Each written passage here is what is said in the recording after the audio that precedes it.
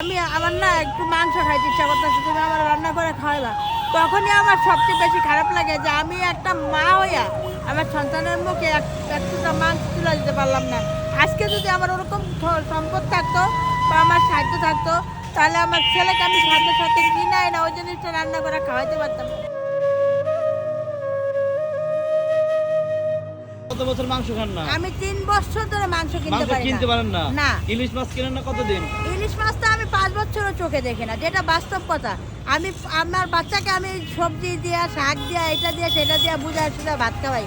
কিন্তু আমার বাচ্চা আমার কাছে আবদার করে মাঝে মাঝে মাছ মাংস, বা এই যে মানুষের বাড়িতে যায় যখন দেখে যে ফল ফাকড়া, তখন ফল ফাকড়াও খাইতে চায়।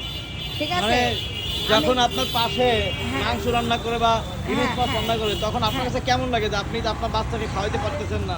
না, আমার কাছে খারাপ লাগে তখন আমার ছেলে মানে হঠাৎ সময় আসে আমাকে যখন বলে যে মা আমার না একটু মাংস খাইতে ইচ্ছা করতেছে, তুমি আমার রান্না করে খাওয়াবা। তখনই আমার সবচেয়ে বেশি খারাপ লাগে যে আমি একটা মা হইয়া আমার সন্তানের মুখে একটুটা মাংস তুলে দিতে পারলাম না।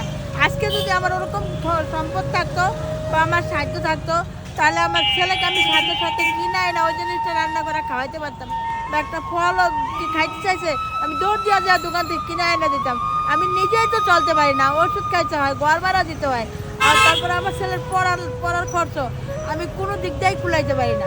ওই জন্য আমার ছেলেকে আমি খাওয়াইতেও পারি না। যাক আন্টি, আপনার এই ভিডিও দেখে অনেকে হয়তো সাহায্যের হাত বাড়িয়ে দিবে। তো দর্শক, আমার এই আন্টির চোখের পানিতেই বলে দিচ্ছে যে আন্টি কত অসহায়। অসহায় না হলে 70 বছর বয়সে এসে সে রাস্তায় দাঁড়াচ্ছে রিক্সা নিয়ে, সারাটা দিন রোদ্দুরের ভিতরে কষ্ট করে রিক্সা চালায় শুধুমাত্র একটু খাবারের আশায়। তো যারা আমার ভিডিওটি এখন দেখছেন ভাই, দেশ এবং প্রবাস থেকে একটু মায়ের এই অসহায় মায়ের পাশে দাঁড়াবেন। ঠিক আছে আন্টি, কান্না করার দরকার না, আপনার চোখের পানিতে অনেক মানুষকে কাঁদাবে।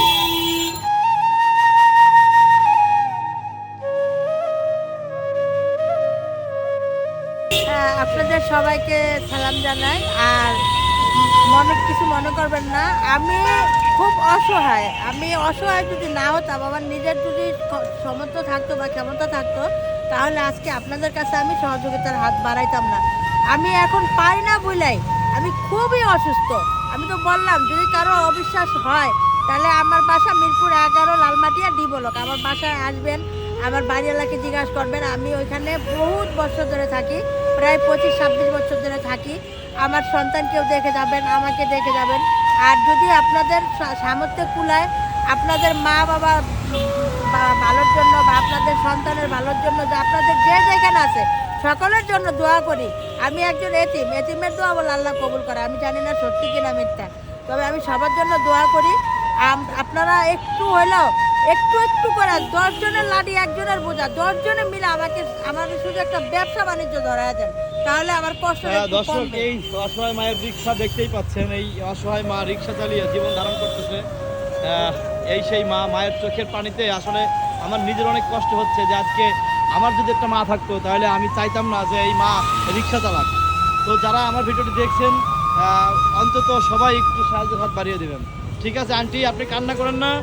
আপনি হয়তো মানুষ হয়তো আপনাকে হেল্প করবে, আমরা যতটুকু পারি হেল্প করবো।